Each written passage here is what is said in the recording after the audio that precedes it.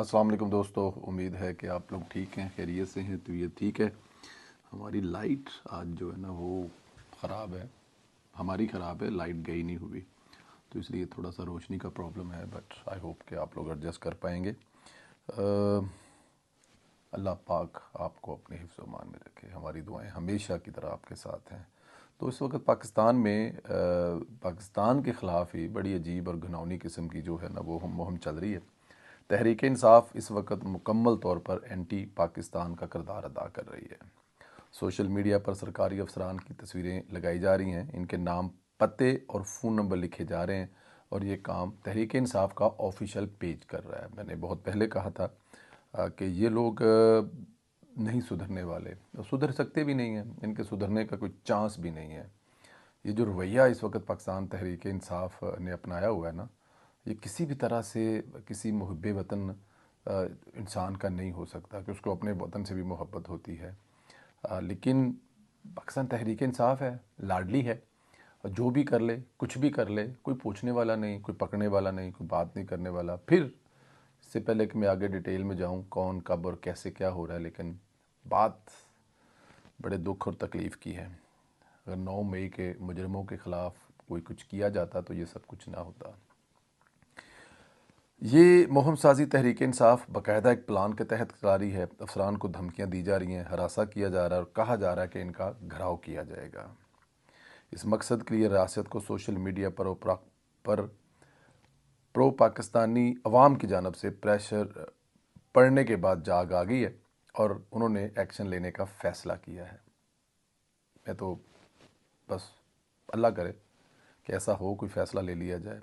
वफाकी कबीना ने election commission और सरकारी अफसरान के ख़िलाफ़ इंतखाबात के दौरान सोशल मीडिया पर मज़मूम मुहिम चलाने वालों के ख़िलाफ़ 5 रुकनी आला सती JIT कमेटी कायम करने की जो मंजूरी है वो भी दे दी है। एडिशनल DGFI की सरबराही में कायम कमेटी में ISI और IB और PTA नादरा के अफसरान भी कमेटी में शामिल होंगे। ये सब के सब लोग मिलकर जो है वो इस पे काम करेंगे। और अगर ये कमेटी नॉर्मल जो इस मुल्क बनती है माजरत के साथ, बस वो केस खुडे लैन वाला ही काम लैन वाला होता है। पर अल्लाह खैर करे, एक कुछ हो जाए। कौन सी कैसी कमेटी? 9 मई जो हमें 9/11 बताया गया था, उसके ख़िलाफ़ जो कुछ कमेटी बनी थी वो नहीं कुछ कर सकी, तो ये कमेटियाँ कहाँ कुछ करेंगी। बहरहाल वज़ीर-ए-आज़म की हदायत पर वजारत दाखिला की समरी पर कबीना से सर्कुलेशन के ज़रिए मंजूरी ली गई है। इसके अलावा यही JIT जेली बेल पेपर छापने, प्रोपोगंडा में मुलव्वस अनासर के ख़िलाफ़ कार्रवाई करेगी। यानी राय साकब ग्रुप का सारा ड्रामा अब यहाँ फ्लॉप होगा।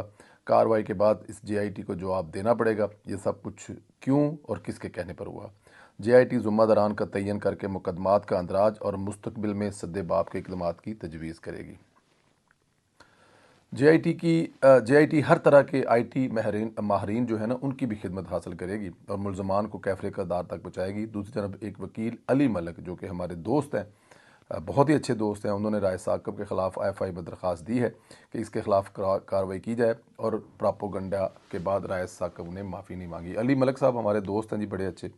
परसों रात को उनके साथ एक खाने पे मुलाकात हुई थी, तो उन्होंने एक इसके ख़िलाफ़ एक दरख्वास्त दी है राय साकब के ख़िलाफ़ कि इसने जो किया है गलत किया है, और अगर इसके पास मतलब कोई है तो वो इसके ख़िलाफ़ मुकदमा दर्ज किया जाए और इसके ख़िलाफ़ कार्रवाई की जाए। तो मेरे ख्याल में ये मेरे काम शहरी ने करना था और किसने करना था? ना किसी अदारे ने कुछ किया, ना हुकूमत ने कुछ किया। काम करता उसने कुछ किया। इतना बड़ा प्रोपेगेंडा, नंगा झूठ उसने फैलाने की कोशिश की है। और की किसके ख़िलाफ़ है? इस रियासत के ख़िलाफ़ जिसने इलेक्शन करवाए हैं। मतलब इलेक्शन कमीशन ने इस बंदे के ख़िलाफ़ कुछ नहीं किया, रियासत ने कुछ नहीं किया, वज़ीर-ए-आज़म ने कुछ नहीं किया, वज़ीर आला ने कुछ नहीं, किसी ने कुछ नहीं किया, पुलिस ने कुछ किया, FI किसी बंदे ने कुछ नहीं किया। वो आया, उसने एक वीडियो बनाई और बना के वो धंधाता फिर रहा है, अपने TV प्रोग्राम में बैठ के वो अपने लेक्चर दे रहा है। मतलब कोई बात है करने वाली। तो ये अली मलिक साहब जो है ना जी, इन्होंने इनके ख़िलाफ़ ये गेम ये डाली है जी कि अब देखें। और मज़े की बात देखें कि ये इस बंदे ने अभी तक माफ़ी तक नहीं मांगी कि मैंने यार ये गलत काम किया या मुझसे ये गलत काम हो गया तो मुझे इसकी माफ़ी दे दें। किसी किस्म की कोई माफ़ी नहीं, किसी किस्म की कोई वो कुछ नहीं है। और वो बस आंखें दिखा रहा है रियासत को, और रियासत आगे से जो है वो कमेटियाँ बना रही। देखें अब कमेटी का कुछ रिज़ल्ट निकला है। दूसरी तरफ इमरान जजों के इस्तीफ़े देने के बाद भी जान नहीं छूटी। मुज़ाहिर नकवी और इजाज़ुल हसन ने इस गरज से इस्तीफ़ा दिया था कि अब सुप्रीम कोर्ट कौंसिल से कार्रवाई नहीं होगी।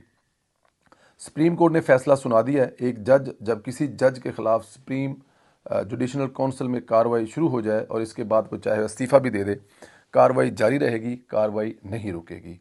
सिर्फ यही नहीं, सुप्रीम जुडिशनल कौंसिल रिटायर्ड जज के ख़िलाफ़ भी कार्रवाई का इख्तियार रखती है। मैं समझता हूँ कि ये एक बहुत बड़ा फ़ैसला है। इस फैसले के बाद करप्ट जजों को कैफ़रे किरदार तक ज़रूर पहुँचाना चाहिए। एक मिसाल सेट करनी चाहिए। साकिब निसार जैसे मोहरों को भी कटहरे में खड़ा करने का मौका ज़रूर मिलने चाहिए। लेकिन आप लोगों को भी पता है, मुझे भी पता है, ये मुज़ाहिर नकवी, इजाज़ुल हसन इससे पहले पता नहीं क्या क्या कितने गेमें डाल गए हैं। इससे पहले पता नहीं कौन कौन क्या तबाही मचा गया इस मुल्क में। बल्कि यही वो किरदार हैं, यही वो किरदार हैं। देखें, आज कहा जा रहा है, एक टीवी प्रोग्राम में थे, इंतहाई कोई दो बस अजीब किस्म के लोग थे जिनके साथ बैठ के प्रोग्राम किया है। नेक्स्ट टाइम तो शायद ना कर सकूँ कभी उनके साथ बैठ के प्रोग्राम। लेकिन मैं जो एक बात बताऊँ ना आपको, अगर इन लोगों के खिलाफ देखें, इस मौजूदा हालत का ज़िम्मेदार साकिब निसार है। आज इस मुल्क में जिस नहज पर ये मुल्क पहुंचा हुआ है ना, इसका हालत का ज़िम्मेदार साकिब निसार है। एक ज़िम्मेदार, ज़ाहिर है पूरा का पूरा तो वो ज़िम्मेदार नहीं है, लेकिन एक ज़िम्मेदार है। अब आप खुद अंदाज़ा करें कि साकिब निसार के ख़िलाफ़ कभी कुछ हुआ है? किसी ने कोई बात तक की है कि यार तुमने ये कैसे फ़ैसला दिया था, तुमने एक चलते मुल्क को कैसे बेड़ा गर्क किया था? भाई एक मुल्क, एक वज़ीर आज़म ने अगर अपने बेटे से तनख्वाह ना लेने का कहीं जिक्र नहीं किया या बताया नहीं, जो कि तनख्वाह ली नहीं, जो कि एक फ़र्जी तनख्वाह थी, तो तुमने एक वज़ीर आज़म को उठा के बाहर फेंक दिया। और उसके बाद फिर क्या हुआ? एक तरक्की करता हुआ, आगे जाता हुआ मुल्क, उसका बेड़ा गर्क करके रख दिया। लेकिन क्या किसी ने साकिब निसार से पूछा? कुछ साकिब निसार से कभी कुछ सवाल किया? बल्कि साकिब निसार ने उसके बाद एक अरबों रुपए का फ्रॉड किया, लोगों से चंदे इकट्ठे किए। मेरे जैसे भोले भाली, मेरे अपने हॉलैंड वाले कई दोस्त भोले भाले उस फंड में पैसे दे दिए। मतलब कोई किधर है फंड, किधर गया? पूछा किसी ने? कुछ भी नहीं।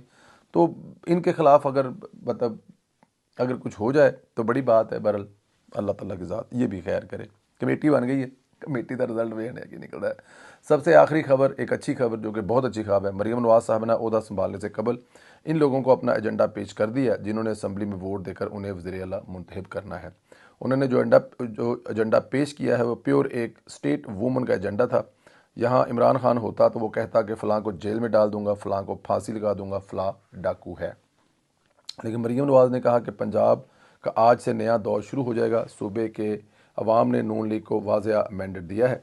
उनका कहना था कि पंजाब की तरक्की की बुनियाद नवाज शरीफ ने 80 की दहाई के अशरे में रखी। ये बात बिल्कुल ठीक है, इसमें कोई शक नहीं है।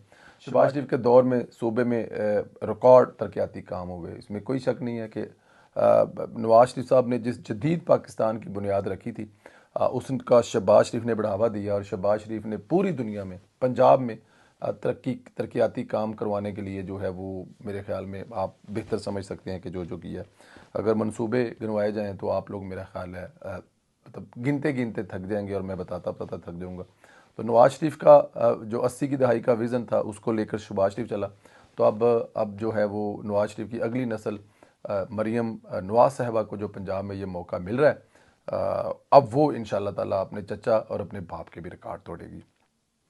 मरीम नवाज ने यह भी कहा कि दूसरे सूबों से आने वाले पंजाब में बहुत वाज़ेह फ़र्क देखते हैं। जहां काम हुआ नज़र आता है, जहां सिर्फ बातें हुई वो भी नज़र आती हैं। उन्होंने कहा कि हम अपने अगले सफ़र की तैयारी कर रहे हैं, टीम बनकर खिदमत के नए रिकॉर्ड कायम करेंगे। मरीम नवाज साहबा ने बहुत अहम एजेंडा पेश किया। इसमें अहम चीज़ ये है कि उन्होंने पंजाब में एयर एम्बुलेंस शुरू करने का ऐलान किया है। ये एयर एम्बुलेंस ऐसे इलाकों से मरीज़ों को दूसरे हस्पतालों में शिफ्ट करेगी जिन्हें तवील सफ़र करना पड़ता है। इसके अलावा मरीम नवाज ने पंजाब में 5 IT सिटी बनाने का ऐलान किया है। पंजाब को डिजिटल करने का भी ऐलान किया। ये एक बहुत बड़ी अचीवमेंट होगी अगर इस पे मरीम नवाज साहबा काम करवा सकी। अगर मरीम नवाज साहबा, ज़ाहिर है ब्यूरोक्रेसी के मसाइल भी बहुत ज़्यादा होते हैं, लेकिन अगर मरीम नवाज ने ये IT सिटी बनाने का जो ऐलान किया है 5, ये 5 IT सिटी अगर बन गए ना तो आप बिलीव करें कि आप भूल जाएं सारा कुछ आप। और उसके अलावा एग्रीकल्चर का एक बहुत बड़ा प्लान दिया उन्होंने कि एग्रीकल्चर में और IT में ये दोनों वो मंसूबे हैं जो फ्यूचर हैं। दुनिया में हर जगह पे आप चले जाएं, जिस कंट्री ने आईटी में, हिंदुस्तान को देख लें आप, उनकी आईटी पूरी दुनिया में कहाँ से कहाँ पहुँच गए। एग्रीकल्चर अगर साथ में आपने जो शुरू किया है अपने ज़िम्मेदारों को और एग्रीकल्चर को लेके जाएंगे तो मेरे ख्याल में पंजाब को आप देखेंगे। वह एक पंजाब कमाता है और बाकी सारे खाते हैं। केपी यहाँ से खा रहा है, बलोचिस्तानी यहाँ से खा रहा है, सिंध, मतलब आपकी फसल सारी आपकी है, बेस्ट आपकी क्रॉप्स है, और अगर आप इस पे मेहनत करेंगे तो बात कहीं से कहीं निकल जाएगी। बहरहाल मरीम नवाज़ साहिबा जो है ना वो बड़े मंसूबे, बड़े ऐलान, इंतज़ार है इस वक्त सिर्फ़ और सिर्फ हलफ उठाने का। लेकिन हलफ उठाने का इंतज़ार भी प्रैक्टिकली है, लेकिन मरीम नवाज़ साहिबा ऑलरेडी ये सारे काम शुरू कर चुके हैं।